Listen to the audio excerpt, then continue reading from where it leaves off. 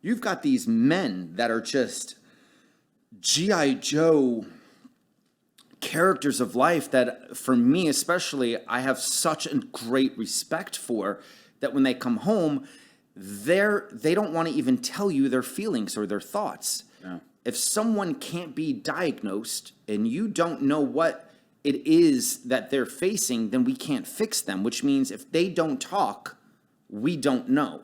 So what I've always found is that suicide always leads to someone not being able to be heard, and them having the ability, these veterans having the ability to want to even talk about it. Why would you want to talk about what they went through, what they saw? How many brothers and sisters that were lost in front of them? We watch movies, and when the movie's over, it's over. For them, their movie of what they went through plays in their head every single day and night, and repeat and repeat.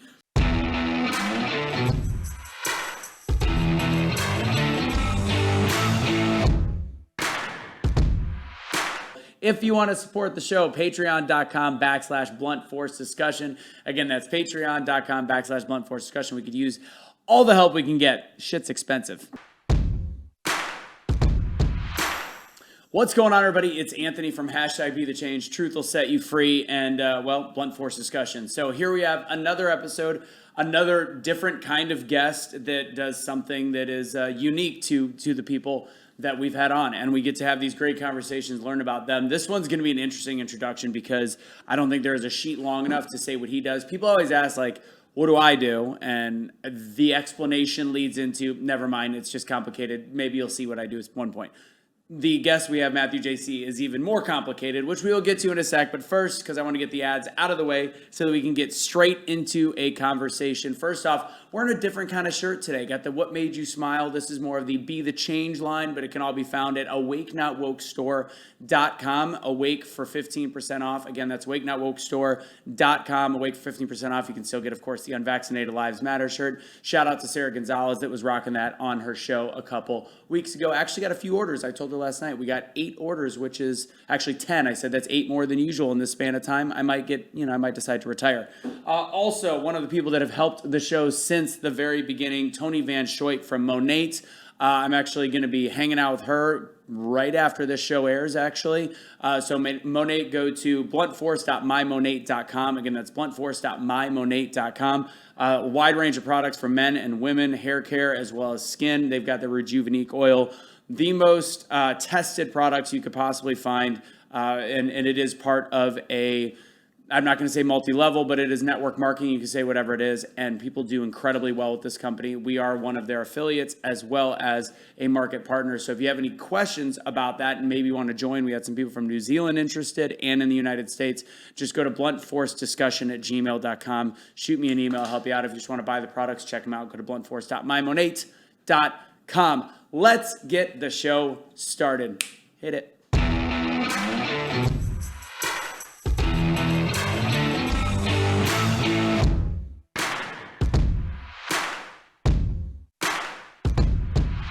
It will. It will. Hopefully. Actually, the shot seat stuff you're going to like, because the don't get the shot seat, people are actually buying a lot of Dr. Artist products. Anyways, completely random. We're going to go and get the show started. Very excited to have this guest. We go back over a decade, but we've really never truly hung out. We just hang in the same circles. This guest he does so many different things. I've seen him. I know he wins Emmys, Tellys. I won 1 Telly, by the way. One. You've won like 33. He's the owner of 1307 Productions, Operation Rock the Troops, the charity. He is, like me, non-military background, but a patriot that serves our veterans and does the best he can to be a purveyor of truth. And I'm not going to do any more introduction because I'm going to ask you to do that because it is a laundry list. Matthew J.C., what's going on, brother? How are you, brother? Doing good, man. Thanks for being on the show. It's going to be hard to fit it in the right amount of time because we have a lot to talk about. We've been talking for the last several minutes, and I'm like, all right, stop. Let's get the show started. Tell everybody all the different things that you do, musician, all the stuff. You know, I've done this for so long, literally over 30 years, that I can keep it short. I own 2 companies, or run 2 companies. I don't own my charity, but the charity Operation Rock the Troops, and then my film production company, 1307 Productions. I love making movies, telling stories, and inspiring people. And I use that medium through filmmaking. And Operation Rock the Troops, the quick of it, if you don't even know how it started, most people don't even realize it, it was 9/11. And I wanted to pick up my weapon, but my weapon of choice was my guitar. And I'm very good at finding how to get indoors and opening them up. And I literally called the Pentagon for a full year, almost every week. And so they finally listened to me when I said, you can send me anywhere in the world that you want, that no one else wants to go, if I can perform for our troops. And they gave me a call back and said, the Lieutenant Colonel Rose, so-and-so, I forgot her last name, at South by Southwest, and she'll give you 15 minutes. And the story goes, it only took me 7 minutes to sell her. Within 30 days, we were on a 30-day tour to the Pacific. No kidding. So, and we've now completed 7 world tours, 15 countries, 40 military bases, and over 1,000 shows. Wow. And that's like we said, we were talking earlier, like getting through the clutter of getting in front of eyeballs. Right. It takes work. Yeah, it takes, in 2003, there's no social media. Maybe MySpace just started. Yeah. Right. But even today, the one thing that I've realized is that there's opportunities always to sneak through the back door. Yeah. There always. It's just that if you're doing everything that everyone else is doing, you'll never find it. You have to do the things that are wrong to find the things that are right. Yeah. If you're not willing to fail, you will never succeed. You have to be so comfortable in failing. That is the only way to ever make things work. Yeah. And I mean, that's a lot of no's. You were a door-to-door salesman for the Pentagon on the phone. Well, the best part about it is, and a lot of people don't know this, and I guess I can start saying it, but I mean, I can only say so much, but our goal with Rock the Troops has always been, since 2003, to land on a major network, one of our healing programs.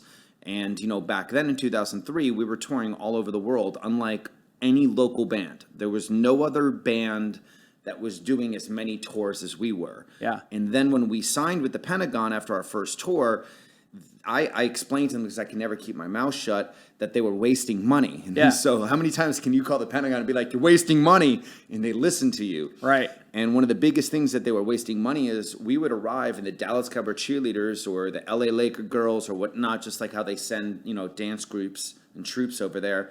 I was like, they were always a week before us, a week after us. I'm like, well, if you guys are concerned about getting women overseas to entertain with the troops, why not put them all on one stage and do a runway rock show? And they're like, well, what's that? I'm like, well, let me show you.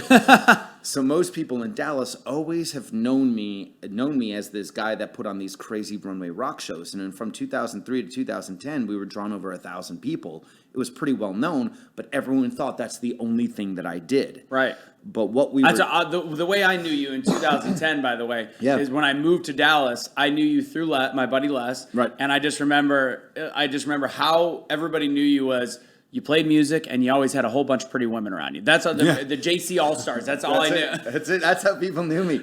But if you did come to the show and you paid attention to the words that I was saying in between the songs.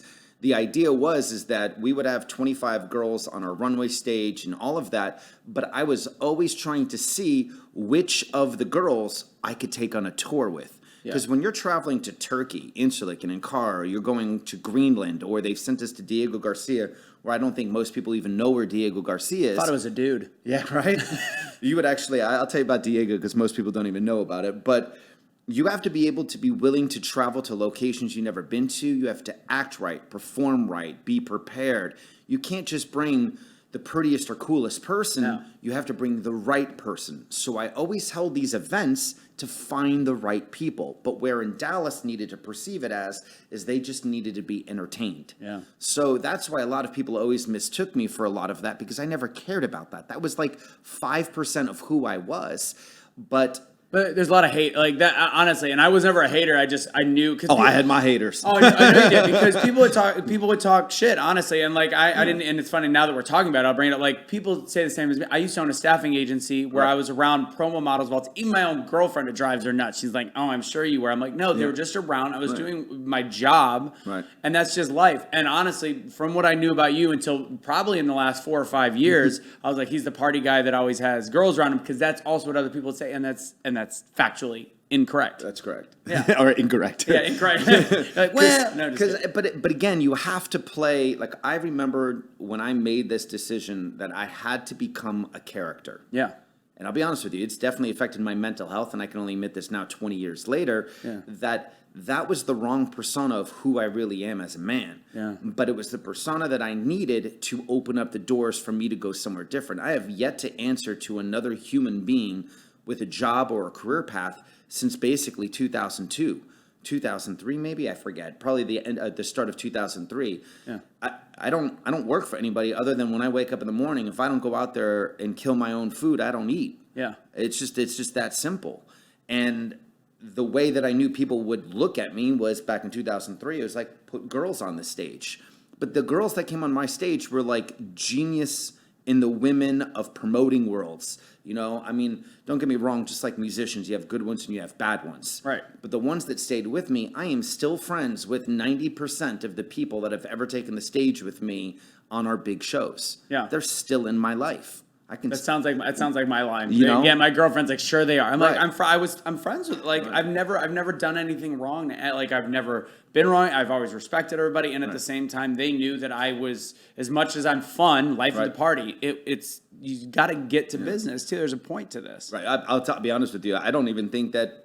Like, I was never the life of the party. I'm not the guy that got drunk all the time. Yeah. I've had my nights. Yeah. I don't do drugs. You don't have to be a life of the party and drugs. drink. Yeah, I don't do any of that I would stuff. never be the black. That was why honestly, that was one of the reasons I was the life of the party, is because I was able to drink at to a decent amount and always be the one that was still leading the crew. Like, I was always in control of the circumstance. I've definitely had my one or two shows where I made a mistake, but those one or two shows taught me that if I'm not aware and I'm not leading by example, then the example is always going to break down. Right. So, and it is what it is. But it never fazed me or bothered me because, again, the shows were always a means to an end. They were never the reason why I was doing it. They were just a part of the facet to get to the end. Yeah. But the whole point of all of it was so that we would have a TV series on a major network. And in 2014, I took those 6 world tours, everything, and I made a full-blown movie of it. But then the Pentagon canceled about 40% of what was in it. Like, a lot of the interviews that I did with the troops all over. They wouldn't even allow it. Because I didn't realize at the time, again, it's a different time frame. You couldn't show some of the interviews because maybe there was like a satellite in the background or a positioning in the background. There was no Google Maps at the time. So you couldn't show all of the footage that I was showing. And so I had to remake the movie, and I made it about my life to try to inspire people to be like, listen, man, I've never been the greatest singer. I'm not the greatest guitar player. I'm not the greatest in anything in the world, but I'm great at trying. Yeah. I'm great at failing, and I'm great at always doing the same thing over and over again without being insane, with a purpose. My music was always supposed to be for somebody else. That was the only way I was ever going to be successful, if I did it for somebody else, not for me. And that's what it was. So in 2014, we launched the movie. Launches on Comcast, Prime, Hulu. At the time, there was no Netflix, so it reached 33 million homes. But we found out a year later, and I'm not going to say his name, but if you want to get on Google and look right now, type in Rock the Troops on Google, click on images, and look at who launches the same TV show that I launched 2 years before. And I was like, I remember calling up my board. I go like this, I think they're violating our trademark. Is this finally happening, you know, when they tell you when you launch a company, trademark, copyright? Yeah. And sure as heck, I'm so glad I follow all of my business rules, even when I didn't have money at the time. So glad I trademarked it, because I was challenged by one of the biggest people in the world in media. Literally large. It's very big. And when you actually, it's not, I don't want to say that I won the case or lost the case, because I don't want to get into that, because you can't really, but I'll say this, we definitely came out on one side that was like, told you so. Yeah. But on the other side, everything that I filmed over 15 years couldn't be seen anymore. Bullshit. So my heart just drops. Everything that we physically did dropped. So for the next 2 months to 3 months, you know, you want to give up. How do you not want to give up? I just lost everything I just worked on my whole life. I gave up everything. But again, it wasn't for me. So shut up. Yeah. Stop complaining. Man up. You know, or women up, because I think they're tougher. Yeah. And then get back on the road, you know what I mean? And do it. So that's what leads us today, is what Operation Rock the Troops focuses on. We do songwriting healing camps. We take veterans, because I believe they love being on a mission. That's how their brain works. So Yeah, let's give them a absolutely. mission. So they have 7 days on my camp to come together, go through one of our group sessions, therapy session, but I don't call it therapy, but it's definitely not sitting on a couch with some other person, writing on a notepad. Then they have to write a song with me and a national artist, recording artist. They have to perform it live, and that's the mission. And what they don't realize, it's a sleight of hand, is they're taking what's inside and they're bringing it outside. But because they're using it as an art form, they get to take that craft home with them. And I teach them how to write in a journal, how to actually get things out. Yeah. But what's beautiful about it is music is the only non-drug related solution or drug that you can basically take that doesn't just help one person, it helps 2 people. Yeah. If I take an Aleve, it doesn't help your back pain. Right. But if I write a song and you listen to it and it resonates with you, it's going to heal you and me. Gives purpose. It's just a beautiful thing. So I've been trying, in half of my old movies, and I still have them if anybody ever wanted to see them, and they're also on our website, I interview doctors, scientists. We try to figure out, when we were giving free music lessons to these veterans and active duty, I figured out when we started really focusing on traumatic brain injury that, and again, I'm not the greatest scientist in the world, but depending on if... Either is Fauci, but... Right? We all know that for truth. Fucking evil. Don't get me started. Oh, that evil man. But, when you have your traumatic brain injury, whether it hit the left side, back of your brain, right side, it affected a different part of your brain. So if you have short-term memory loss, long-term, you're having... different kind of episodes, depending on what your injury was, we would teach you a different instrument. Yeah. So if you have vertigo because of your brain, I was going to teach you how to play drums because I'm going to make you use 4 limbs. If you're having short-term memory loss, I'm going to teach you how to play guitar because I want you to be able to remember what you're playing. If you have long-term, I'm going to teach you how to write music because that songwriting craft is something that happens over a long period of time. So I wanted to show this. No one ever believed me. So I figured, let me shut my mouth again and let me go prove it. And I'm going to film it. So right before COVID, this is after 2016-17 when my world felt like it was destroyed, I pick my boots up and my pants up like a big boy and I go back out there and we film 4 of our songwriting healing camps. We did 2 in Ireland, 1 in Alaska with our good friends in Battle Dogs, the charity, and then we did 1 in Dallas, and then COVID hit. Well, when COVID hit, there's no music, there was no live shows, which meant there was no donations, no nothing. March 15th, the day the music died. Second day the music died. Yeah. It died in a totally different way, probably in a worse way than before. Oh, I agree. Because it literally died for everyone. Yeah. So I started editing the movies. So right now you can go to our website, operationrockthetroops.org. I think they're going to have it up this morning because we just relaunched it this morning. But we have a crowdfunding up because we're going to start to raise money. But I finally launched the proof of concept of everything that you hear directly from the veterans, how music helped them, healed them, and where they are today. Because, listen, proof is in the pudding all the time. Here's the video. Here's the proof. This isn't me feeding them questions. And you could talk to any of these veterans without me because that's one thing I've learned in the charity world. If you get too big, we all know what's going to happen. Someone's going to knock you down. Yeah. But if other people pick you up, then they can't knock you down because it's not your words, it's from their words. So to me, it always mattered what the veteran said, never what I said. So I'm going to spin the conversation over because it's like you said, like other words, and we're this is completely out of the other side we were talking about earlier about social media. You avoid a lot of social media, and you've actually come to my defense a couple times on posts. It's always easier. Sometimes you do your own, you get in the arguments, and then you have other people chime in, and you don't even go much on social media, but a couple times you did some really nice drops. Like, instead of being, because there's people come on and be like, you're a libtard, and I'm like, that's not getting us anywhere. You always have some pretty intellectual and intelligent responses. And we said, you're never going to win an argument on social media. Right. I think that's very true, but like you said, you need other people to say things. And that's why I think certain influencers or video is very important. Like Cashley Kelly was the guy that I did a lot with Truth Will Set You Free and Be The Change in the beginning. Black guy, ex-gangbanger.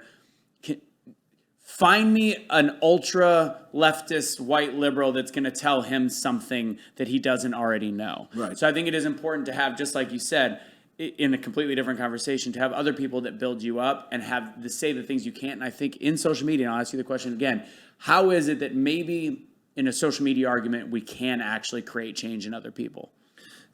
Change sometimes doesn't have to come from the argument itself. It comes from understanding who you're talking to. I think we need to learn to agree to disagree socially. That's simple. Yeah. It's okay if you don't agree with me. And the best example I can give is we all watch sports. You can choose your favorite team and I can choose my favorite team. But the one thing we have in common is we love the sport. So if we're going to argue about politics, I'm super glad, even though I disagree with you, that you care. So let's start this conversation that we both care. Now, let's start the conversation with, what are we trying to prove? Not just that what's in your mind is right and what's in my mind is right, but what did you say and how did it make you feel? And I want to acknowledge that, listen, I acknowledge what you're saying and I feel what you're feeling. I feel this. Man, that's cool. Thank you. That's all that conversations need to be, in agreement that's okay to disagree. If we could reteach, if anything, we could teach this to our kids. That's what we need to do. Yeah. It's okay to disagree. Yeah, I have with BeTheChange, the initial way we had the conversation, because you look at the whole Black Lives Matter and then you've got the All Lives Matter group, and I'm like, and I get it. But that's not the way to engage in the conversation necessarily. Like you said, you meet them someplace and listen, be like, I get it, you care, and I care. So it was always one of these things like, all lives matter and Black Lives Matter were like this. Like when you say that, you're just throwing fuel on the fire. Whereas if you can take it and just listen, be like, Black Lives Matter, and just kind of meet the empathy, take it in, listen as much as possible to the point where you can take a beating until the other person is willing to maybe open up and listen to what your opinions might be on the subject. And it really is just an empathetic way of having a conversation. First off, you bring up a great point. I'll start off by saying, I don't care which way you go. Yeah. But what I would say in that conversation of all lives versus Black lives is the problem with that discussion was that, yes, Black Lives Matter. Absolutely. Yeah. But now let's have the conversation that I maybe don't like the company Black Lives Matter and how they market. But that won't come out if I put that on social media. Oh, yeah. And when I say all lives matter, I'm saying that until all lives matter, then no lives matter. Right. So, yes, Black Lives Matter, but I don't maybe like the charity is what some people were. Which, by the way, they stopped collecting money in February. Is that what happened? I don't know enough. We just talked about it on Truth Will Set You Free last night, because we were looking at it, because remember the whole Act Blue thing and all the different stuff surrounding it, and then you got Patrice Cullors in her homes, and I had Chad Jackson on a couple weeks ago. We talked about the failures of Black Lives Matter. But it's interesting. They're not really a charity anymore. They're an awareness group. And if you actually, the horrific thing behind it is how they bogarted such an important term. And in the words of the great lyricist Kid Rock, Black Lives Matter, no shit, motherfucker. Like, we all know that they matter. They matter. So they've used a phrase that just threw everybody off, because how bad is it for guys that look like us to be like, Black Lives Matter is bullshit? Whoa, you can't say that. Right. But the organization. The context. Yeah. This is, again, what happens with social media. Yeah. There's no context when I say that. Nor does anybody want to. I mean, how many times can we go on social media and I can say, I love strawberries, and someone go like this, what the F? You don't like pears? Okay. Like, what am I talking about? That's none of that. Like, why are you always... It is, and I hate to say this, and I'll bring this one up. It's like, and I don't know this, so if anybody else knows it, always feel free to chime in on however we're doing it, right? But I know, or I feel that when you look at China, here's a little switch, right? Yeah. China creates TikTok. Yeah. China knows that Americans are dumb. Let's all agree Americans are dumb. We are fed and force-fed reality TV shows to dumb us down. Yeah. No one has learned anything, and I hate to say this because maybe I'm going off on a tangent. Love tangents. Does anybody remember what Hitler did? China is playing the long game on us, making us dumb. In China, TikTok is only about posting of things that are educational, inspiring. I saw that. But the algorithm in America is, hey, how many times did I fart on my cat or my wife or some shit? And it's like, all right, I will watch that. Yeah. I'm addicted to it. And I had to stop myself. I literally was going through a little mental breakdown and had to leave the whole country, the whole world. I didn't tell anybody but my parents in July because I was like, I had enough. Yeah. I can't do this anymore. So why is it that we can't see this? And it's very simple why. The politicians are losing the grip on Americans because the way that they were lying to us, they can't anymore. But the one thing they figured out is the more that we throw at them in social media and confuse them, it's a perfect world because people are idiots as a group. Hence why social It's media groups is groupthink. Yeah. Right. I mean, No, and it's true. And I saw the same video, or possibly, I don't know. There's a Arabian, some Saudi Arabian prince or whatever it was talking about TikTok, and he's like, you don't realize that the algorithm in China is completely different than the United States. United States, it feeds us the dumbest shit, and it, like, no matter what we watch a lot of, even if it's politics, you're not going to see a lot of political stuff. Right. You're actually going to see more of the divisive political stuff, or you're going to see the nonsense. Right. Whereas in China, it's all what the Chinese people can achieve. Positive things, better, even though they grow. completely control their friggin' people there. They do. But at least they on top of controlling them, they're also telling them that they can be smart, they can be intelligent, they just can't really think for themselves. when did America become so dumb? But one thing that Starting with MySpace. it's true, and I'll be honest with you. I bring up Hitler, I bring up Nazis. These words that we're so fearful of saying, especially in today's world, that if I say I like one president, I could be considered racist out of nowhere, out of complete context, and all of these kind of crazy things. And I'm like, man, let's go back on history. One of the things that Hitler specifically did when, the Great Depression kind of comes in, all of a sudden, Hitler was trying to run to be in power since World War I, and he keeps losing and losing and losing and losing. And then after the Great Depression, he's like, why do we have to pay people money that can't even control themselves? Right. And he starts it. Now, if you think about that, end of the 20s into the 30s, he starts teaching all of the young people in Germany something he wanted to teach them, so when the timing was right, they would be of age. Or switch. It's happening right now in America. Make us dumb, make us dumb, make us dumb, to one day we're screwed. Right. And what was the one thing that Hitler did? He created, there was no social media back then, right? Right. But what did he did? He hired a female director, and she actually is the one that created what we call in the film business the hero shot, where you shoot down up. Yeah. And he shoots him down up, and they put it in movie theaters all over Germany, which is their social media. Yeah. Because that's how they got their content. And he created all of these speeches to look exactly like this, and then repeat. Then people just, with their cognitive dissonance, just accept it. Yeah. And that's how one of the things, it's a long-term game. This is exactly the war that I feel that China is playing with us. Yeah. I don't know how we got into China, but that's... And when you sit here and you think about it for a second, so all of those arguments on social media are bullshit. And if you don't understand that higher level that we're all losing, me disagreeing and agreeing with you does not change your life or my life. None of it. Not at all. But if we can accept that we're being screwed with, then we can start to change the world. Yeah.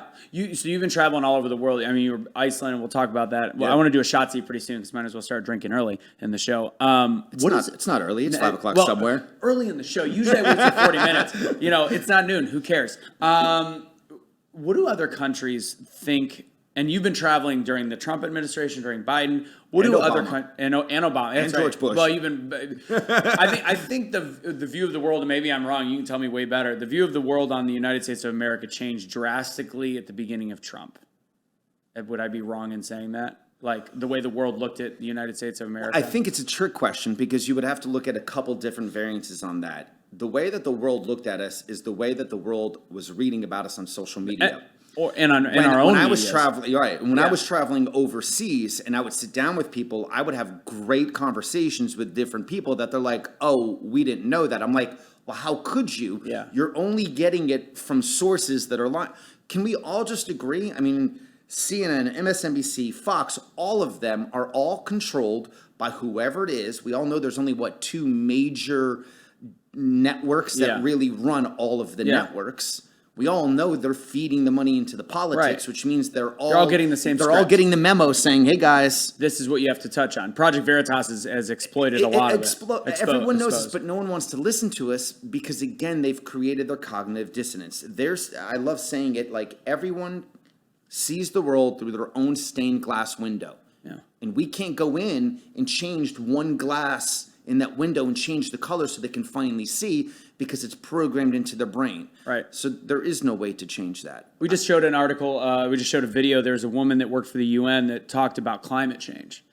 And she's like, we found something a couple of years ago when we went in the search bar. We searched climate change, and there was all this disinformation. So we've worked with Google to make sure that we are purchasing the search engine so people will get the information that we make sure they want to see. And we own the science. She literally said this in a video, and people don't find that alarming because they're like, oh, she knows what she's... the science. She said, we own the science. Who owns something that, as Fauci would say, changes daily?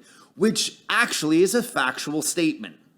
It literally changes. It's insane. It was insane to see her say that, and for people that's the UN. Right. People should be absolutely aghast at that. Like that to own the science. I couldn't even. I'm like, am I really? Is this real life? And then climate change is fascinating because the doomsdayers have been wrong every single time for 50 years. Wait, what was our last, that VP, what's his name, Al Gore? Al Gore. How many times has this movie been proven wrong over and over and over again? Yeah. Is climate changing? Wait.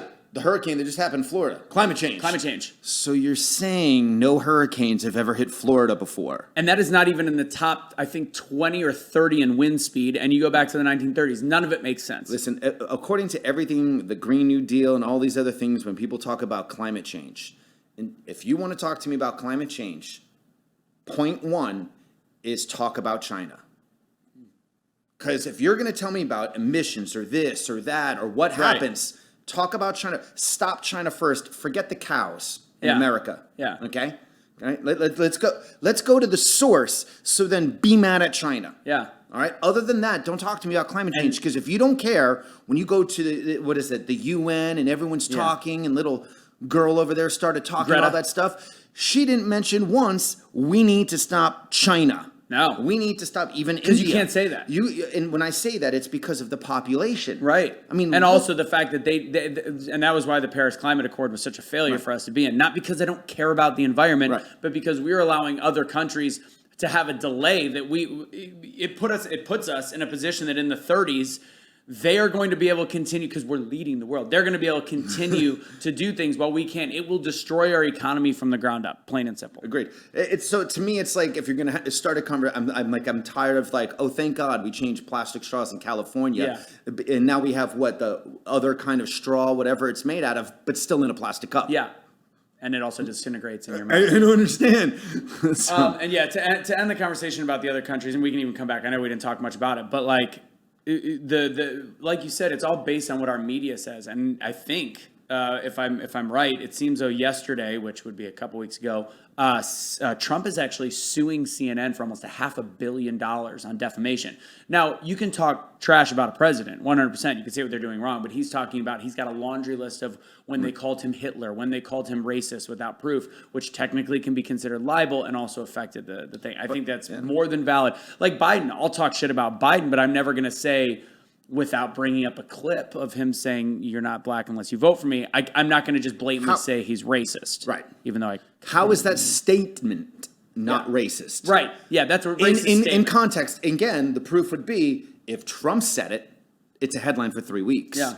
And here's the thing. It's like we can have, this is another thing that makes people so uncomfortable. I can have a conversation about Trump and not say that I support Trump, but I can say enough for you to go, well, that is true. Shit, I never thought of that, but you won't. Because if you look at it, and you look at CNN right now, name a network that has literally fired every single one of their top people. Has Fox fired Hannity yet? Tucker yet? No. Any of these people? Even Megan, who has now shifted all over and has her own show. What I love about her, she's like, man. She's like, I didn't like Trump, but holy shit, what is going on right now? It's just, none of it makes sense. No. And if you don't sit here and go, wait a minute, I would like to doubt my government. How could you doubt the government? Because in 2016, you told me to doubt voting. Yeah. But in 2020, voting was perfect. Yeah.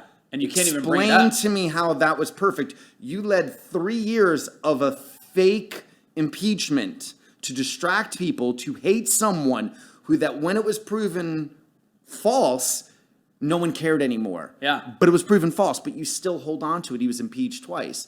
And we're not allowed to talk about 2020. How's that? Yeah, we're not. And literally, we're it's not not allowed a to talk joke. about 2020. We will get removed from which is the sandbox that we all play in. All right, let's get into the shot seat because I do want to get back to the troops at one point. But it's time for the don't get the shot seat from Dr. Artist Labs.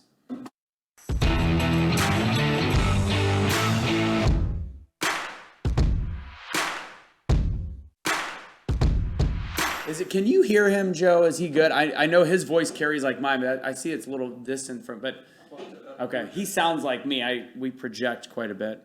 I'm a MC. He's a musician. So we're gonna do the don't get the shot seat. If any of you guys don't know how this works, that means you don't watch the show. Shame on you.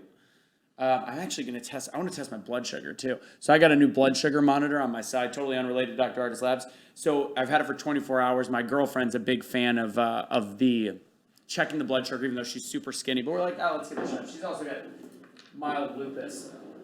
But anyways, turns out for the first 24 hours, I'm showing as though I'm diabetic. My resting blood sugar is really high. I'm like, that doesn't make any sense. So we'll see. Actually, let's do it right now. We're going to play a little game. What are we drinking? This is great question. So we had Bondbreaker for a while. But this is Brothers Bond. It's I still think Bondbreaker is my favorite. I've never you had guys it. would just sponsor the damn show. Let me see if I could test the blood sugar real quick. Let's see what we got. Check glucose. Just scanning over this thing. 102, so I'm getting closer to range. It's just taking forever. Maybe it was calibrating. I don't think I'm diabetic. Man, technology's crazy. Yeah, I know. So this is I have to be clear, not the it's the shot seat, but we just sip it. So cheers. Oh, cheers, brother. I appreciate you. Not bad. Yeah, pretty good. I got to get Buffalo Chip on. I got to get Chad's on, but he says it is a good whiskey too. All right, so this is the way Shot Seat works. First off, this is the Don't Get the Shot Seat, Dr. Artist Labs. If you guys don't already know some of the products he's got, we're big on. This is also the reason why we were off YouTube for a week because we had a whole video of him talking about, and it was unlisted. There was 4 views. We get removed for a week for misinformation. He was talking about how to flush it from the system if you've already had it with glutathione and infusions and then some of his own products, which he's got kits on his website. Just check it out again. If you have questions, go to bluntforcediscussion@gmail.com. I'll answer them.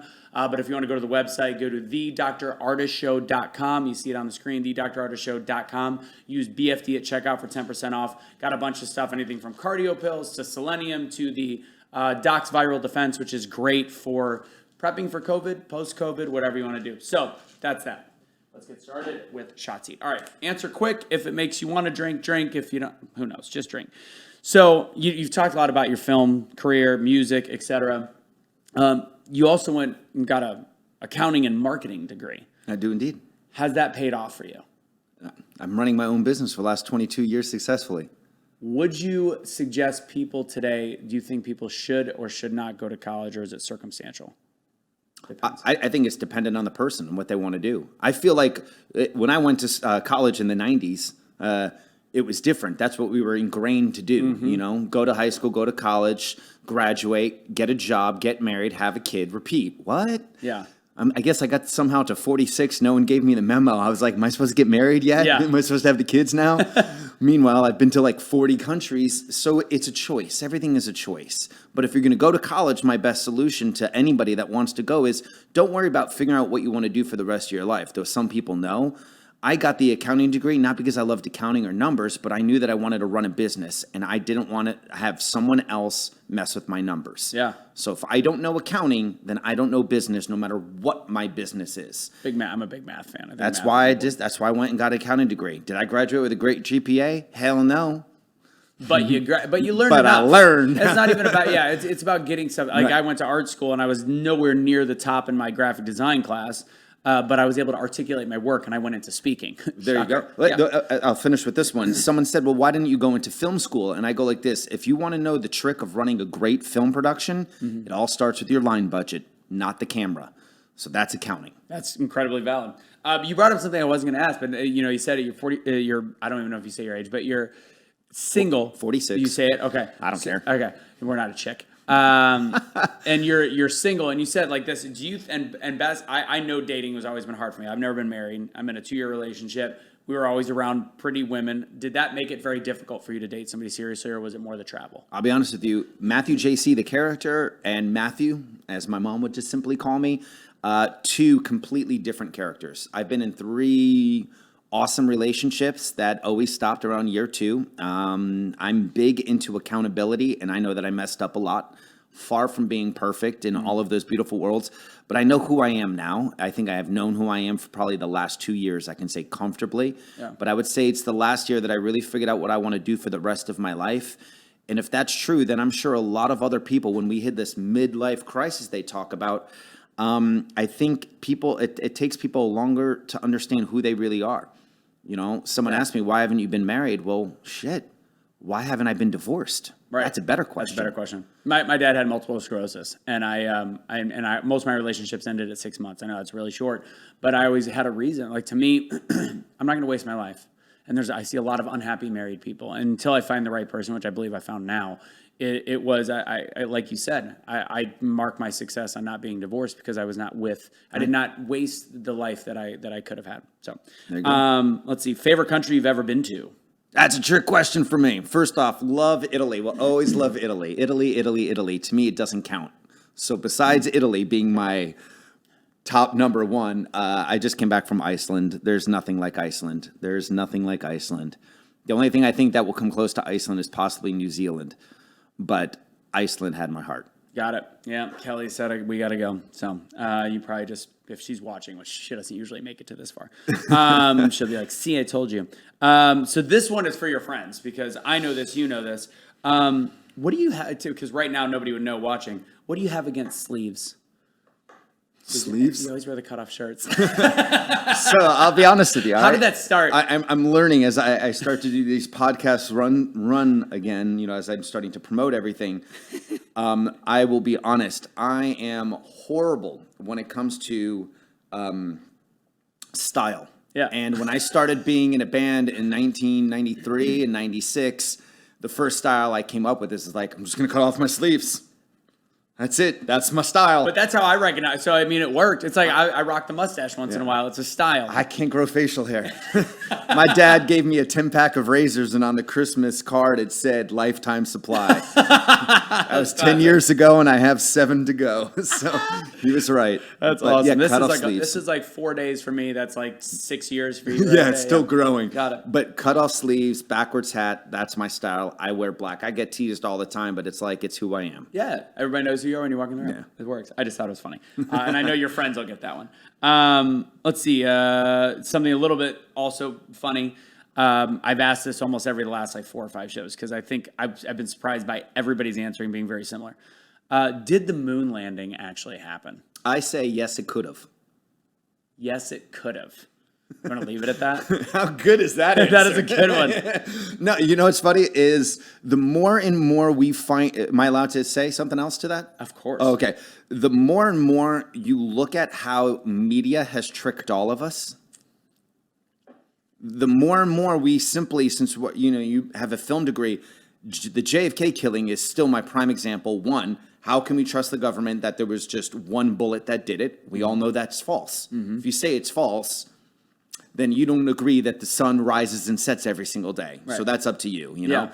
But if you know that that could be manipulated and that all of the cameras that were captured from that day and how different slides were cut out, well, it's possible.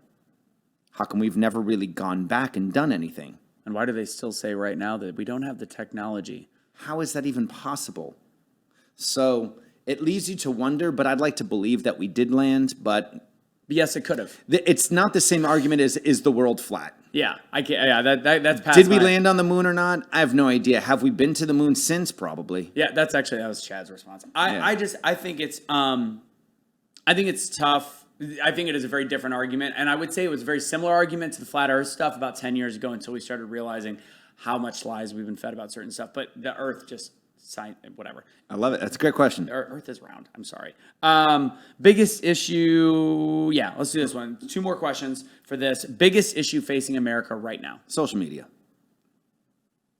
That's an easy one, and I agree. It's the biggest problem in our world. Yeah. Where would we be without it, though? Besides happy. That's where we'd be. Okay. All right. No, I'd be honest with you. Where would we be without social media? Something else would be here.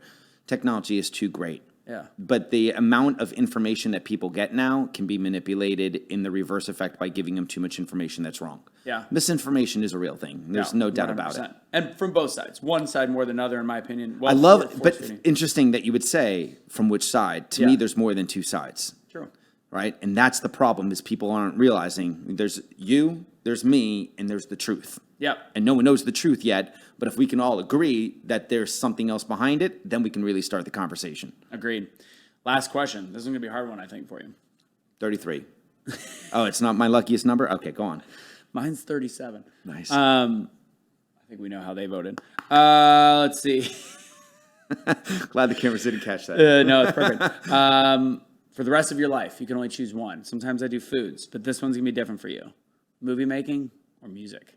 Oh, movie making. Not even. That would be your choice. Yeah, because I can write music for movies.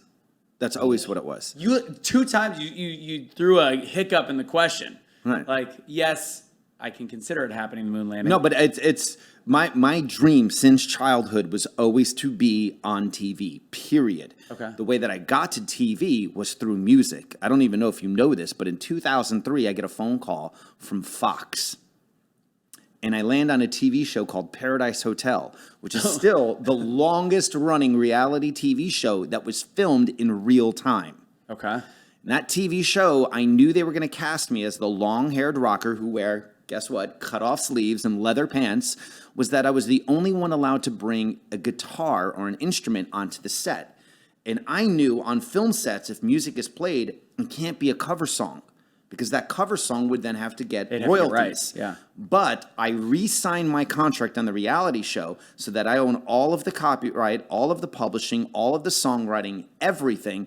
And I found out that when you are on Fox on Monday night at 8 o'clock primetime during Monday Night Football and Wednesday, that 15 seconds of what you sing is worth $2,500 back in 2003. Wow. So I made over like $18,000, $20,000 because I would just sing all the time. I would just talk to you and I would sing. I'd be like, I wrote that. That's a melody. I wrote that. And you fill out what's called music cue sheets. Every episode has to have a music cue sheet from, 00000 to, if it's, an hour-long show, they have to fill in every single second. And there's Matthew JC, make that money, cha-ching, cha-ching, cha-ching. Funny. So that's when I realized that I wanted to be, that's where the idea of, I want to do this for the troops and have a TV show, because you could help people through that regard. Yeah. And that's how I got into music. And I bet I'll give you a fun fact. Do you know that I wrote a theme song for every single major sport team in Dallas? No. If you still go to a Stars game, you still hear JC All-Star song playing on the loudspeaker in American Airlines. I've heard your name brought up a couple times, and I think they plug it. I've been on the Jumbotron of the Cowboy Stadium during Supercross. We did the theme song for the Dallas Cowboys, and we had the Dallas Cowboy cheerleaders on stage dancing with us. Can't believe I pulled that one off. So can we go ahead and get some of the Dallas Cowboy cheerleaders to join me on stage? Thanks so much. That's hilarious. All right, that was the Don't Get the Shot Shotzi by Dr. Artist Labs. Let's finish up with a little tops and tails. Down we goes. All right, cheers.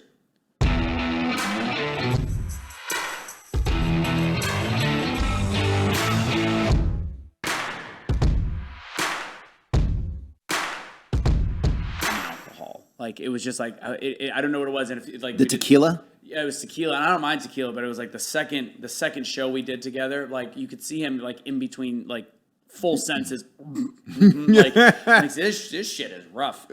All right. So shot seats done. Let's, I want to go back to the troops. And, we talked, because you dealt a lot with veterans and suicide and what's going on. And I know you've had a lot of your own personal dealings with it. First, I want to get to the root cause, and I know music is the way that you've found a way to treat it, which is pretty awesome. What is it, and I've got my own belief, but I'll say it later. What is your belief that causes such a high rate of suicide in soldiers? It's a loaded question. I'm not a veteran, so I don't want to speak for them when I say this, but what I've learned through the movies, the films, the interviews, I don't think when they come home, back to the U.S., they've been going 100 miles per hour. All of a sudden, they're going nowhere. Mm-hmm. I believe our government does not give them what I like to call a reverse boot camp, right? Because when they go to boot camp, they become soldiers of war. They have to learn how to kill first, right? Survival. That's it. So when they come home, they are no longer in an environment where they can trust everyone around them. They come home and everyone is flaky. Everyone is shoddy. No one knows this, or that. I mean, but every situation for every veteran is different, especially females. We don't talk about females. I mean, their biggest thing was the sexual abuse that they had to go through. I did an all-female camp, and what I heard during those stories was like horrific, but they get buried. Well, there's one reason from the female perspective. No one wants to hear their story. Shut that up. Shut that up. Yeah. For the guys, they come back. You've got these men that are just G.I. Joe characters of life that, for me especially, I have such a great respect for, that when they come home, they don't want to even tell you their feelings or their thoughts. Yeah. If someone can't be diagnosed and you don't know what it is that they're facing, then we can't fix them, which means if they don't talk, we don't know. So what I've always found is that suicide always leads to someone not being able to be heard, and them having the ability, these veterans having the ability to want to even talk about it. Why would you want to talk about what they went through, what they saw? How many brothers and sisters that were lost in front of them?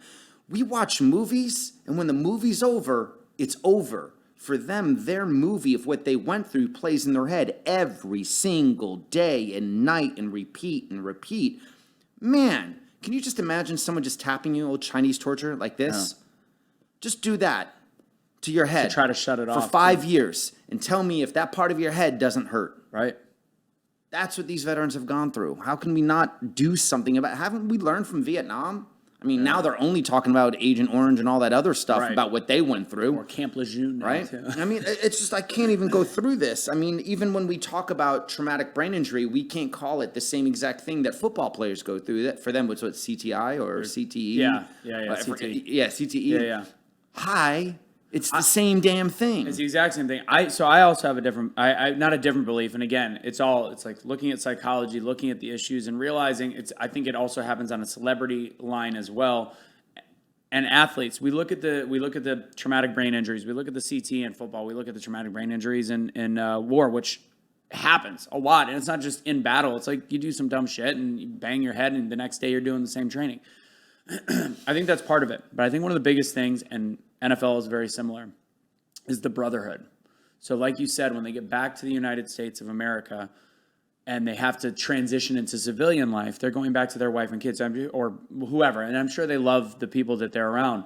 But there is a different camaraderie to being around those brothers, those people that joke around all day, they're always together. And it's like, yeah, it's great to be around a woman once in a while in terms of your, good looking, but there is something different. And I think not being able to transition mixed with possible brain injuries and even an NFL, the reason that I came to this conclusion is I saw it in the NFL, some players that all of a sudden were no longer at the top of their pedestal. They couldn't do announcing because that just wasn't their strong suit. And they were the ones committed suicide. Do you think there's anything to that it could be that loss of brotherhood and the lone feeling, no matter who's around them, it's just different?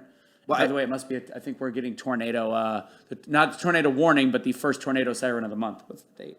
Is that what that is? I don't know. Yeah, it's Wednesday, October 5th. Yeah, they were shooting this, by the way. Anyways, sorry. Well, I think it is actually very similar to what I said, is when they return home, there's no more of those people that they can trust around them. When they go on a mission, we all know there's this sniper up here, this guy that's got, each mission is different, and I'm not a veteran, so I don't know what they went through. But if you think about it, they have a team of people, and each one of them do something specific for them to complete their mission. When they come home, there's no trust anymore. There's no understanding of what it is that they can look for. I do agree that, they do miss that camaraderie. Yeah. That, again, in our songwriting healing camps, that's the number one thing. We bring 4 different people that don't know each other, veterans, together to talk.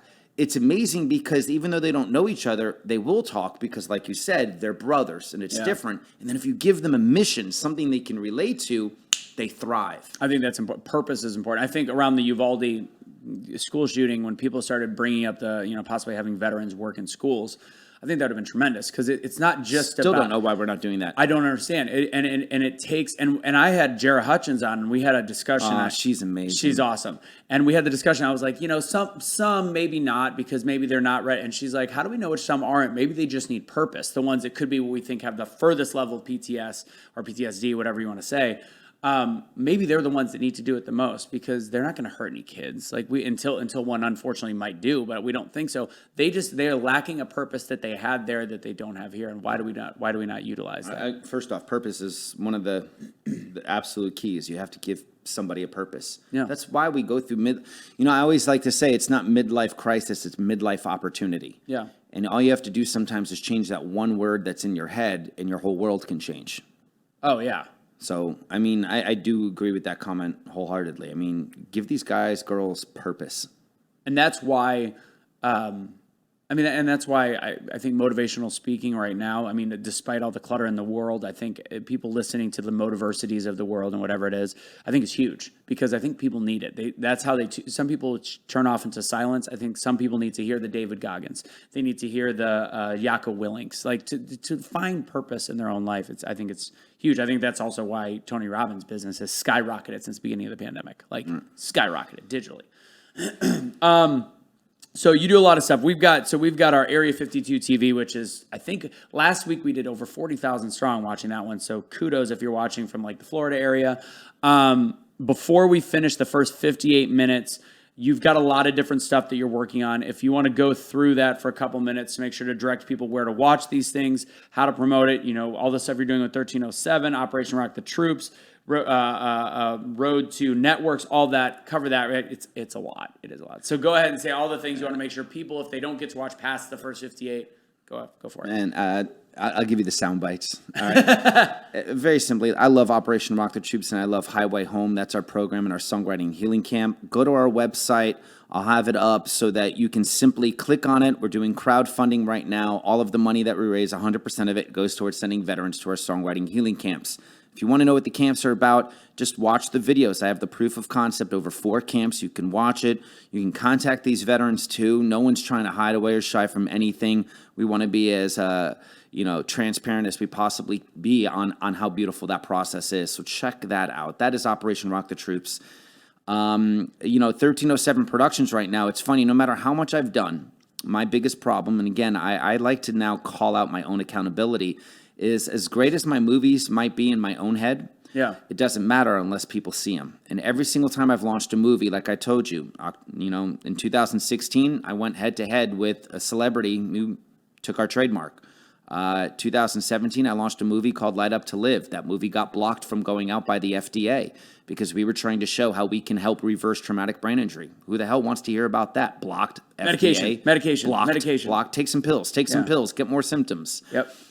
Did another movie in 2018 no one's ever seen, and they should see, Operation Torrent, where we talk with NFL players and veterans about the similarities and the lies between CTI and TBI. Blocked. So it's like every single time I kept trying to put out a movie, it's been blocked. So what we're doing is I'm turning the cameras around. And this is where we get the term in 1307, road to networks. Yeah. Where I believe on social media, people are going to want to watch someone, because we all watch content. We've all figured that out over, COVID. But no one's ever turned the cameras around on filmmakers and what we go through while we're making a project. Yeah. So you're going to watch us on Road to Networks. Every Monday, we're going to start you off with what I'm calling, and it's my new book called Follow the Energy. Okay. And I'm going to show you from the 30 different countries I've been to, amazing drone shots that I've captured around the world with amazing motivational quotes, but the books in the descriptions that you can read to get that source. So I'm not just, the pretty girl or the pretty guy that likes to put up a quote just because they're having a bad day. Right. This is some real source of information of hey, read these books, be educated. Yeah. Read a book. Yeah. Turn the TV off. Read a book. Right? Yeah. So then on Tuesdays and Thursdays, you're going to watch Road to Network episodes where we take you all over the world with us and we show you how we made a movie, why we made a movie, and along the way, you're going to see what happens to us with our own mental breakdowns, our own struggles, and everything for us just to get this movie to you, find out who we are. You learn about what cameras we use, where we are, what's going on. It's a pretty cool day in the life, and you'll get to see me Literally, when I go to Iceland, it's me, 12 days. I'm struggling in life. And you find out that when I go make this movie in Iceland, I want to figure out what it is that I have to do to change my life for the next 30 years. And to me, what I call it is the syllabus of life. I like that. So if you think about it in life, and this is the basis of Road to Networks, is that we were programmed as we went to 8th grade when you are, middle school. When you got to school on that first day, the teacher gave us a syllabus, right? Yeah. And if you do these things, you graduate. We get to high school, you're a freshman. It sucks. Yeah. Right? But you become a senior. It's great. But the syllabus got you to be a senior to graduate. Then you graduate. Then you're a freshman again. Again, you listen to college professors, they give you a syllabus. If you follow this, you graduate and you get this piece of paper on your wall. Cool. But then you graduate. Who writes the syllabus for you for the rest of your life? Right. And none of us discover it until our midlife crisis. You don't have to wait to your midlife crisis. You need to learn how to write your syllabus for life. Yeah. And then follow it. And what do? You reach your goals. That's purpose. I love it. So you're going to find this discovery through my Road to Networks concept because you're going to watch me once again get back to a network. What does that even mean? No one even understands. We just turn on Netflix and don't even realize it. How the hell did these 500 people on the Lord of the Rings, Game of Thrones kind of staff make this movie? What happened on these sets? Yeah. We see little clips, but I want the cameras to turn around and who is this director? What was happening to them when they made this or that? I want people to see my life story, but not just my life story. The people that help me tell the stories I want to tell get there. What's the link what's your actual, because for people listening on the podcast, what would be the Everything is 1307 Productions. 1307 Yeah, on our Productions.com. YouTube. It's going to launch on the YouTube page, but I will say you will get to see one of my new series. I don't know if you knew about this. This is one that's beautiful. You can go to Instagram at The Rifle Book. It's a best-selling book called The Rifle, where veteran Andy Biggs interviews over 200 World War II veterans. Yeah. All right. And not only does he do this, and they all signed this rifle, but him and I have now traveled. He's done it more than me, but we've now traveled 3 times overseas with over 20 World War II veterans. Most of them aren't with us anymore, telling their last great story of the greatest generation over in Europe. And Saw some of your video roll on that. The shots look killer. It's not even. We just took the last African American alive that landed on Normandy. And I film him walking back out on the beach. And if you can't see the ghosts in his eyes, and then the interview that I captured, it's going to blow you away. And our last, if I could, I'll point out, and it's kind of cool, just small little cool. We go with 16 World War II veterans back to Battle of the Bulge, and that movie just got nominated for an Emmy. Oh, that's badass. So it's pretty exciting. No one's ever seen it yet, so I can't wait for people to see all these movies that I made that no one's ever seen yet. I swear Let's they're hope there. we can see this one. So there you go. We, it used to be WeBeam, now Area 52 TV, thank you, but we are going to wrap this up, but the show is not over at all. So for those watching on YouTube, if you are on Area 52, go to youtube.com/C/Blunt Force Discussion. You'll be able to watch the rest of it, and we'll see you there. The show has just begun.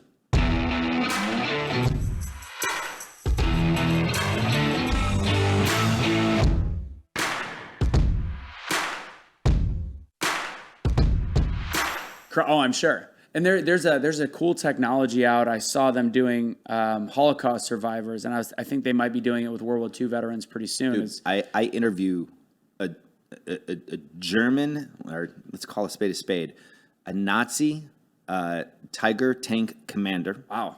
Okay. I interview him for 30 minutes, full in Germany. He's 98 years old. And one of the 16 veterans that we're with is the guy that blew up his tank in Battle of the Bulge. And 75 years later, they meet and find out. Like, so can you imagine being in a tank and it blows up, and 75 years later, you meet the guy that blew him up? And obviously he survived. What would happen in that conversation? Did they punch each other? That's what I filmed. No, you know what? You know it's funny. Yeah, I'm sure at this the American shook his hand. He goes like this: "I'd rather shake your hand as a friend than an enemy, and the world needs to know what was right and what was wrong." And I was like, "Oh my god!" It made the headlines all over Germany. Yeah. But again, no one's seen the movie. Do you speak German, or how did you do the? No, we had his grandson was the interpreter. That's crazy. Yeah, that's badass. I'm going to ask you about traveling on Veed. But anyways, now that we're back on this little final spot, the BFD hat, you're officially a BFD, a big effing deal. So I know you're going to wear it backwards, so people behind you will know. But yeah, so there's your hat. Thank you for being on the show. But we've got a few more things to talk about. We talked about the issues with vaccination, and you've traveled all over the world even since since COVID started. I mean, it took a little bit. How difficult is it still in this right now to travel unvaccinated? I haven't literally seen one spot in the world that talked to me about vaccines. So the United States is pretty much the only one still talking about it. I think other people talk about it, but I mean, I've been to 4 different countries in Europe, never got hit with a vaccine question. There were still people that you still needed to do a COVID test, but I don't know about anybody else, but sometimes it just feels like everything's fake, because when I'm over in Europe, it's like, up the nose. Okay, you don't have COVID. Yeah, nobody cares anymore. In America, I'm like, it takes 48 hours. Why are they doing it in 24? What's the difference between this stick and our stick? And no one's talking about it. Makes no sense. None of it makes sense. Yeah, that's very true. To this day, none of it makes sense. You've done, let's just stick on this topic because you just gave that story, which was insane, the World War II story. You've got 20 years of inspirational content, some that most people can't see. You've had some great stories. What... If there's a story besides that one that you just told that sticks out the most inspirational, something that was kind of like changed your life, changed the trajectory of your life, hearing other people while you were behind the camera or directing, producing, whatever it is, what can you remember? What would be one that you can remember? I would always go back to the World War II. You know? Is there any other one besides? Besides that one, so the number 2. The number 2. The number 2, honestly, would probably be this Iceland trip. And again, being very honest, and I'm learning how to be honest and not just be this fake character that you see. When I went to Iceland, I was really going through a midlife opportunity. Yeah. And I realized that, I'm 46, so let's say I have another great 30 years till I'm 80, per se. Not I hope I live past 80, but 30 years that I can still do things. And that was really hard for me to swallow. So before I went to Iceland, I flew home. And home for me is in Connecticut. And my dad is 80 years old. And I sat down and turned the camera on my dad. And I asked him the questions that, you want to ask, like, what's your definition of success? If you can go back to 1950 when you were my age, 1960s, what would you do different? What do you... And I asked my dad all of these questions, and his answers, just still today, he is my Marvel superhero. And I can't wait for people to see what my dad had to say about what it was, because it was because of him that when I went camping in Iceland, a lot of people go to Iceland and they do what's called the Golden Circle, all right? And that's, you go to Reykjavik and you go around and you see like the 4 or 5 major sites, which is good. I went around the whole ring circle, which is around the whole island, but I made sure to not stop anywhere specific. And if I needed to camp out, I had a tent on the roof of my little car.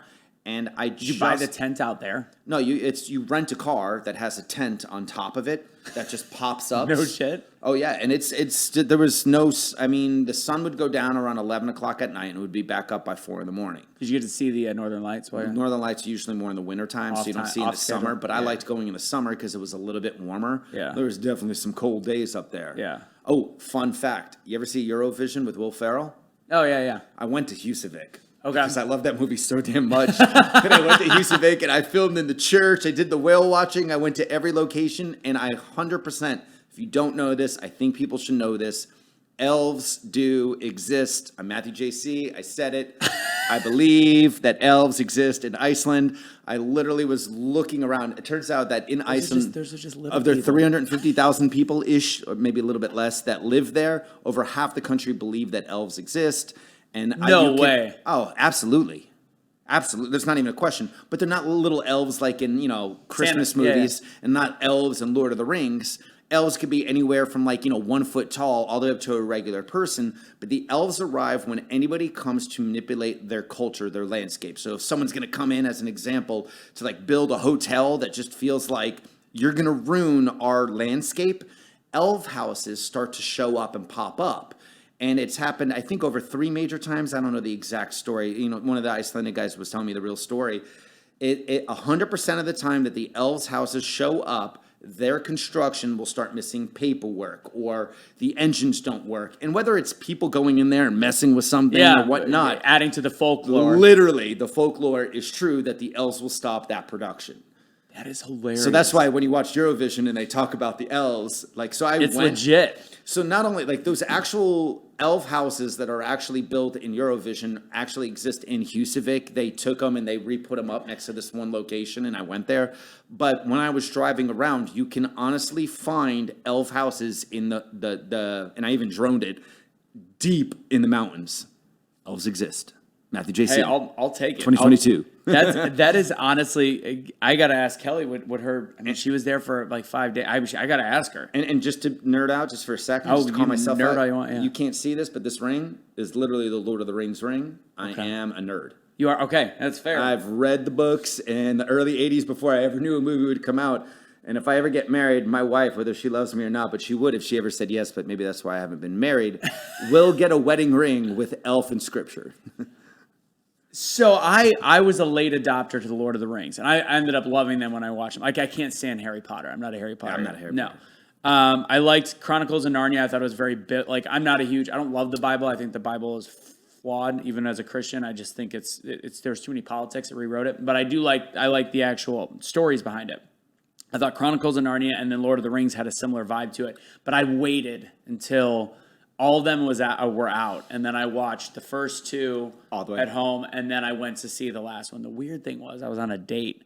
It was like a third or fourth date with this girl who was very cute. She was a little shorter, and it was the first time I met her family, which was way too early anyways. Like, it was just like post-college. When was it, 2000, or I was still 2004-ish is when the last one came out.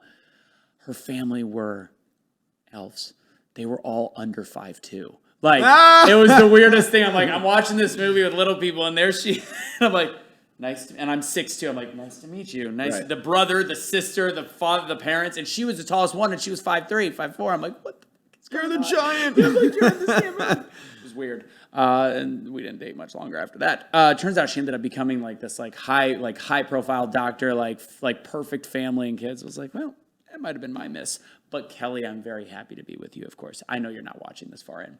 All right, so I have one last thing that I'll say, that if you ever want to bring me back on the show and anybody ever wants to talk about my favorite topic in the world, and one question most people don't understand is, where did 1307 come from? Let's talk about it. Okay, 1307. Yeah. Friday the 13th. Okay. So October 13th, 1307, where the original Friday the 13th came from, is about the Knights Templar. Okay. So if you don't know, do you know anything about the Knights The Templar? Knights Templar, is that, I mean, we still talk about that now. I think even Dr. Artis talked about it. Is that, it's like the people that oversee the world of some kind? Oh, I like where you're coming from, but no, that's not true. What is a Knights Templar? Is it a nerdy thing? So I'll try to be basic. There's a lot of, I hate to be wrong about a topic that I love the most, so I'll give you some general information. The Knights Templar were basically the Marines, if you want to call them, of the Pope. Okay. Yeah, no, we did talk about it. Okay. And they were basically, if you ever watched the Crusades, the Templars were the guys with the white tunics with the red cross. Okay. But they were, in theory, they were the only ones that the Pope said, you're allowed to kill people for me under God. Yeah. Because basically everyone back in the day wanted to protect, guess what, Jerusalem from the Islams that were basically coming in and trying to fight. Right. So most people don't even know this, but the lore of the cultures of Judaism, Islam, and Christianity, all three of our major religions start on Temple Mount in Jerusalem. Yeah. So how do three different religions from three different cultures all start on the same exact mountain? Someone please explain this to me. And the lore is basically, they were told by King Solomon to go underground and discover. And after many years, 7, 8, 9 years, whatever it is, no one hears from these specific knights. I think it was like 7 or 9 knights. And these knights, when they come up, the folklore is that they found the Holy Grail.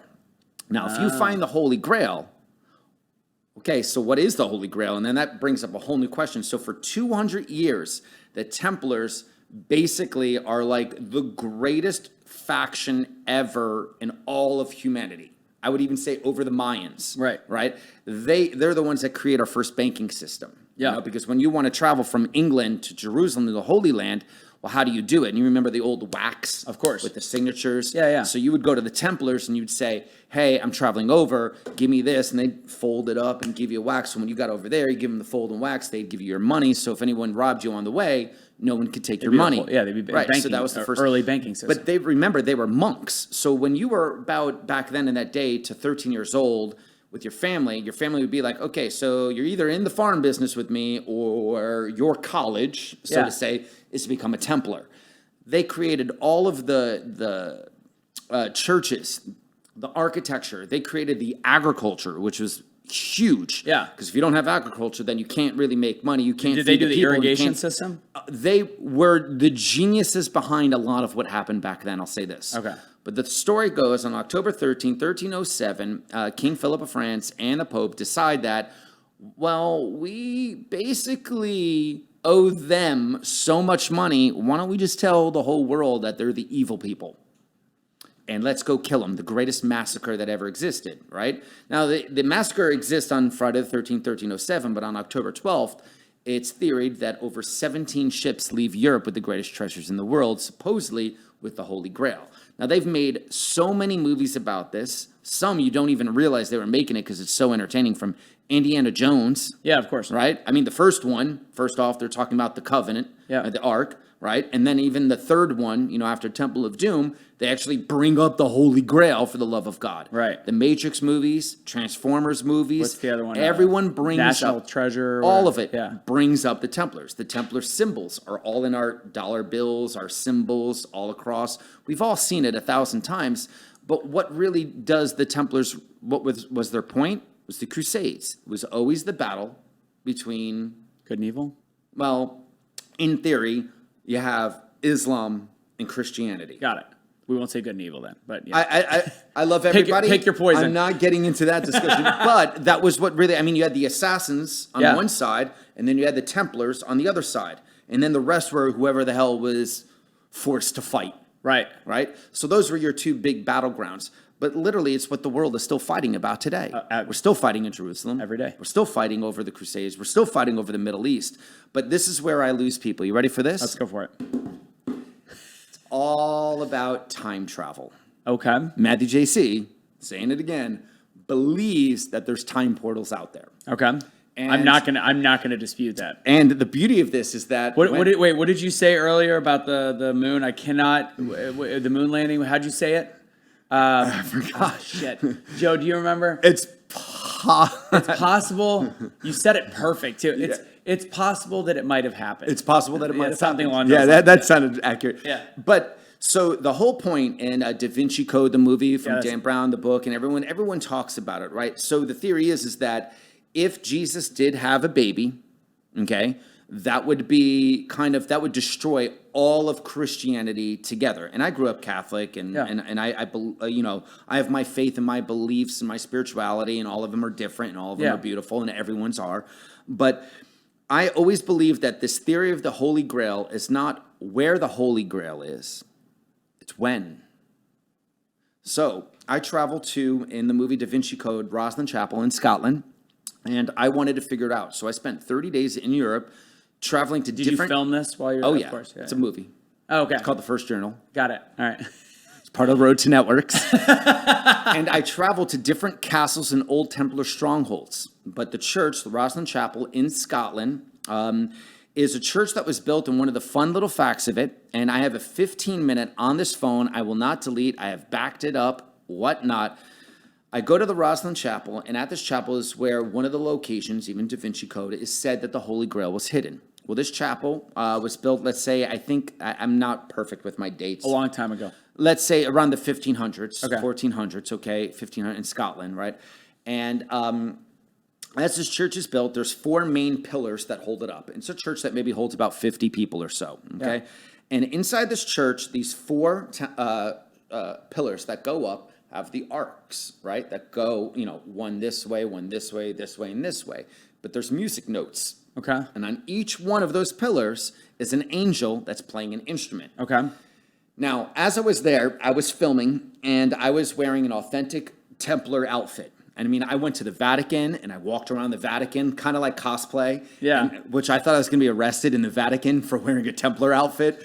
And I walked around all of the places that you shouldn't have been doing this, but I ended up taking pictures. Did you have with everybody. sleeves on the Templar outfit? Totally had sleeves. Okay.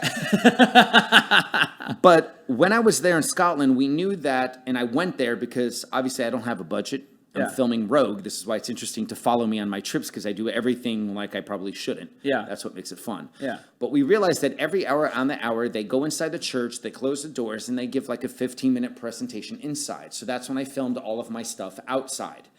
But one of the groundskeepers knew who I was and kind of caught me, and they submitted to who the main person was. Yeah. So she tested me with my Templar knowledge, and I answered all the questions properly, which was amazing because they were definitely challenging. Yeah. And you had to be accurate. And she showed me this one location of the church and told me that there's a family. And the theory goes is that once every X amount of years, all of the families come together. And if you play these musical notes together on this exact date, it opens up a portal. And I go like this, come on, that sounds so cool. Tell me more, right? Yeah. So she takes me inside, and you're inside the church now, and she shows me all of the angels playing the instruments, from bagpipes or whatnot that you want to look into. And this is all factual. You can look this up. You can go there yourself, and they'll tell you the same thing. I'm not lying to anybody. Yeah. But all Wait, of this... do you have to pass the quiz, though, for them to tell you this part? Well, what she told me, I can't say what was on this, but it's in my movie. But anyway, because you got to watch the movie. But those angels with those instruments didn't exist when the church was built. Oh. So how do you play the notes with the instruments at that time if those instruments didn't even exist? How did the story even come from then? So it had to... Time travel. I'll take it. So I started traveling, like I said, and I put I it think into there's a my lot movie. of things that are only explained by time travel. So you could have been in the right pyramids. place to find the Holy Grail, but at the wrong time. So if we ever wanted to talk about the Middle East and want to talk about this is a crazy theory, but I just love the thought of theories. it for a movie, is that it was never that we were looking for the weapon of mass destruction. The weapon of mass destruction was to find the time portals. I don't think Bush is that. Guess I don't what? Think, I don't think Bush Jr. is that. What do you smart. think Hitler was looking for? How many times do we have to watch Indiana Jones and Last? We all know that Hitler had specifically a division to look for the supernatural, especially around Catholicism in Jesus and old historic kind of like artifacts. If you had the tip of the spear, then any battle you went into, you would win. If you had the Ark of the Covenant, everyone knew that there was mysteries in there. If you had the Holy Grail and you drank from it, you could live forever. Everyone knew all of these things. But why were our governments all looking for them? It's literally where they created Captain America. Yeah. Why? Yeah. Captain America needed to stop the Germans from finding these things. So we've had world leaders looking for the Holy Grail, the artifacts, all this forever, and now our current administration just looks for toilet paper in the Vatican. Or what ice cream am I eating What today? ice cream? I feel like we've I don't even so want to. far. We've fallen so back. Listen, I'll say it. I'll say it out loud. I'll say these words. I don't care. Listen, I get some people didn't like Trump. I get it. You didn't like him because of his voicing, the way that he said things, how he said things, how he wrote on Twitter. When you look at and Biden, how it was repackaged by the media. when you look at Biden, I don't know how you think that this man has his own thoughts. Yeah. Trump had shitty thoughts that you didn't like? Sure. Yeah. Biden has zero thoughts Zero. of his own. No, and when he does, it's scary. And for the first time in my life, don't get me wrong, it's not like I didn't like Mike Pence or, whatever it was that he was. But you look at our vice president right now, and it's like, so the border is secure. Yeah. Please tell me more. I love listening to. She's the one where you're trying to finish up an essay and you're like just using filler words. And what's his name? Stephen A. Smith was actually on Fox News yesterday on Jesse Waters, and he was trying to do this. She hasn't been given an opportunity to show how intelligent she is. I'm like, you need to do your research that she has never been qualified for a single job she's ever done. First off, so you're telling me 2+ years in the vice president, and that's the excuse? Be accountable. He's saying that she's been force-fed to represent what this administration is saying. I go, that doesn't mean you have to sound like an she idiot. shouldn't have accepted. I can literally, if I was paid enough and I had no soul, Right. I could make what Joe Biden is doing and what the administration, I can make it sound intelligent at least. I don't have to pretend and look for words. She can't even do that. All I know is every single time Trump said something that upset people, we didn't have the whole White House that would have to protect and save. Be like, no. What they meant was. Yeah. The only thing he did that Why doesn't he just say that then? there was one thing leading up to the election. I was like, shit. He he went golfing, and in the morning he reshared a tweet that had a bunch of people in like a rich white neighborhood yelling at each other, like liberals against Trumpers, and the Trumpers were yelling back, and he only looked at the first 10 seconds, and the people in the golf cart were being awesome, and then they started going as a joke, yeah, white power, white power. Please, nobody cut that clip into one little thing of me doing that, but they did that, and he didn't know that was on his Twitter. And I'm like, and I think he's the only one that has access to his things. And I'm picturing the White House that day, like, get a hold of Trump. Get him down. Right. Get him. Before we end, there's a big question because I watched a few of your videos and movies that you've done in the last couple of weeks before we were doing the show. And I know, like you said, with music healing, look at what the VA does, and even with CT, all the different, like with pills. Knowing a little bit about the VA, just from my dad did serve, kind of. He served, but he was in Paris, France during Vietnam. He got very lucky. He was with like Rockefeller kids, even though he was poor. How corrupt is the VA? It's a great question. Again, I'm not a veteran, so I can't speak to it, but I can only repeat the things that they've said. Yeah. If the VA is telling you to take pills, I don't know. It's just disappointing. There should be no reason why half these veterans should be on 8, 9, 10 pills. Yeah. Stop giving them pills. Stop giving them pills. And it's extremely disappointing when the VA will literally, how is it? It's something said that if you go to the VA and you tell me you have a traumatic brain injury, they will then lie and say you can't prove where you got your traumatic brain injury. Same thing they do in football. We don't know if your traumatic brain injury happened to you when you played in college, not the NFL. We don't know. It's the biggest scapegoat lie. Do I believe people in the VA that work in the VA want to do good? Yes. Agreed. That I'll 100% agree with. Do I believe that the VA should be fixed? Yes. And I'll say this to all presidents. No one has done enough that they need to do for the VA. Right. And there's a reason for it. There's not It enough will money. expose them. Oh, that too. I don't think there's enough money. That's what I've been told by some of the people that work in the VA is they make it so hard, and that's why we have so many homeless veterans, and it's unfortunate. And they've been sold a bill of lies. The American people have a lot in the last couple of years, but veterans have, people that serve have been fed lies for decades, a century at this point. If everybody collected the benefits they deserve, it would bankrupt our country. So they set it up so difficult That you can't. that you can't. And I know people that work there that are like, the rule is no matter how correct something is filled out, if it's the first time they send it in, it's automatically rejected. Like, how ridiculous is that? So if you've got people that are already battling these illnesses and the PTS when they come back, and you're now telling them that they don't get it, a lot of them are just going to give up. And they don't have enough employees to make sure that they get the help they need to keep refilling it out because there is not enough money. How screwed up of a program is that? And how can we just continue to? I have an idea.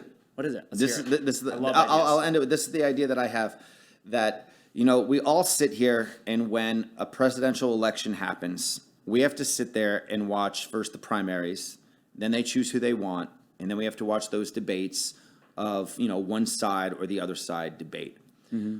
One, what I would love to see more than anything is a stripped down Congress and a complete revote of everybody in Congress, and there's got to be terms. We all know that. We've talked about that. Yeah. The other thing that I would love to see that I think would squash a lot of it is that you need to now show up if it's going to be Trump and Biden again in 2024 as an example. All right. Then Trump and Biden, when they get selected, have to choose then and there their complete team of people. And they should also debate. Because you're hiring administration to run a job.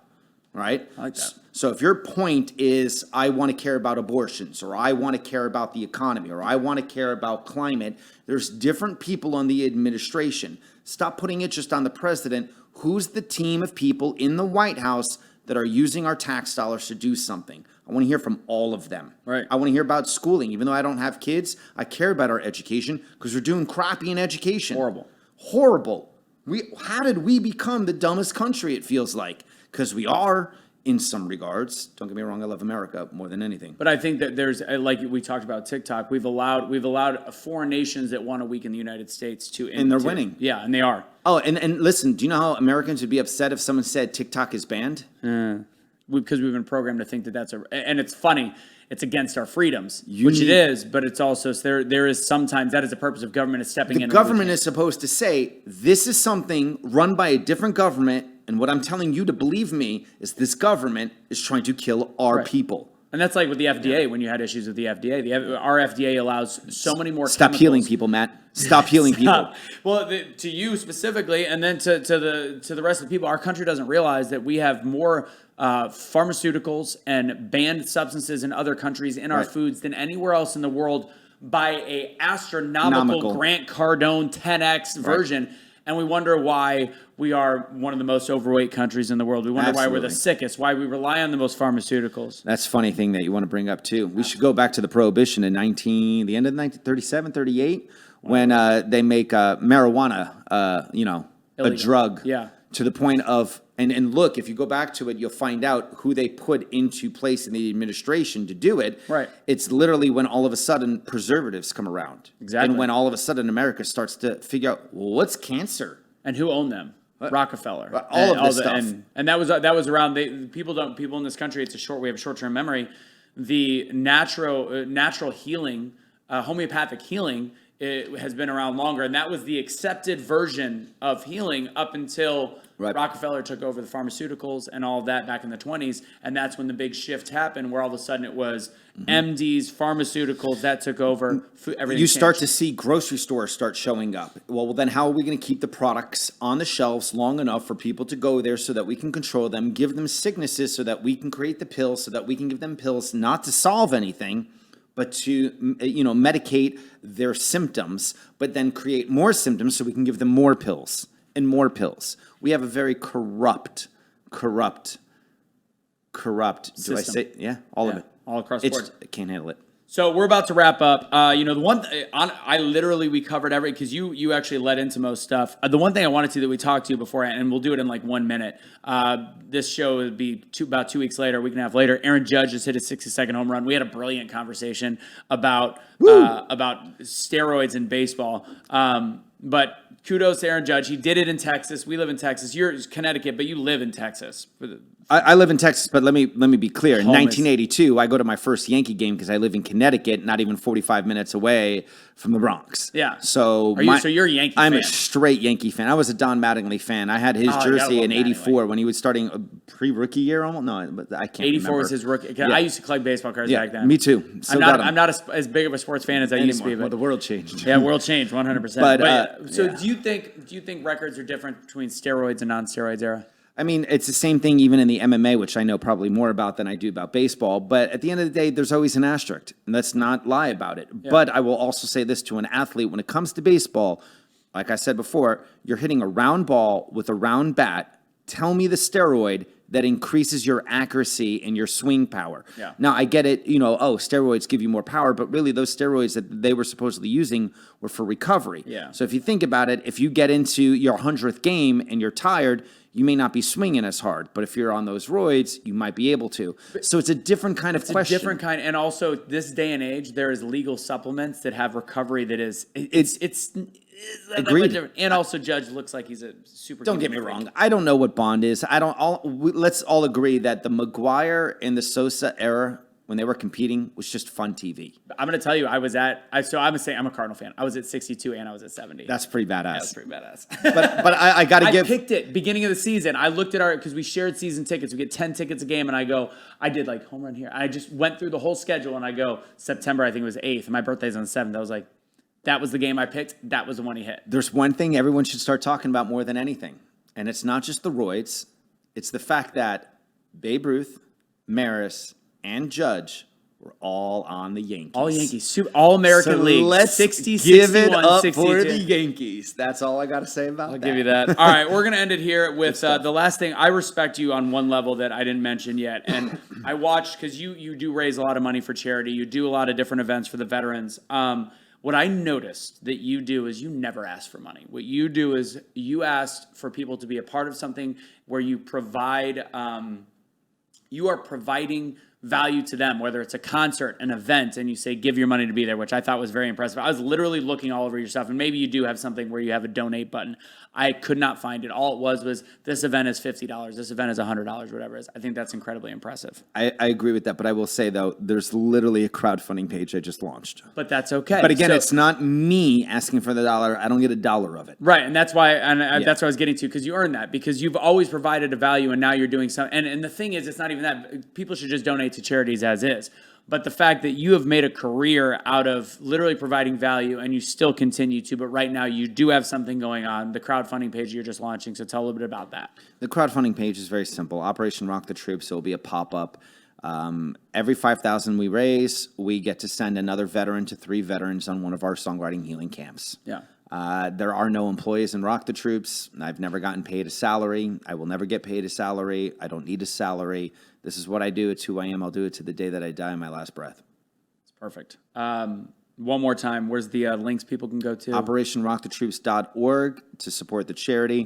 1307 Productions to watch all the movies. And when this launches and will be on YouTube, I'll make sure that I put all of the links to different movie trailers, from the Templars to the World War II veterans to Highway Home, our program for the songwriting healing camps, and Road to Networks. I'll put all the links right there so people can watch. I'll throw them in there. I'll get them from you. And then the night that this is airing, you have a show that hopefully I'll be able to go to, but I'll put a clip up beforehand. Tell us last thing. Promise, Joe. 97 when the Eagle is over. That means we've lost the edge. We've lost the Eagle. But on the last night that 97 won, the Eagle breathes hard rock with Disturbed, Drowning Pool, and Asking Alexandria.